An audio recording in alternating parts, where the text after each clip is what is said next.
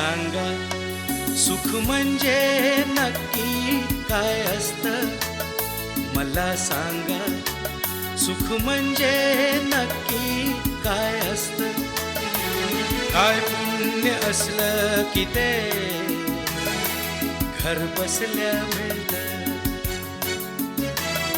मला सांगा सुख म्हणजे नक्की काय असतं?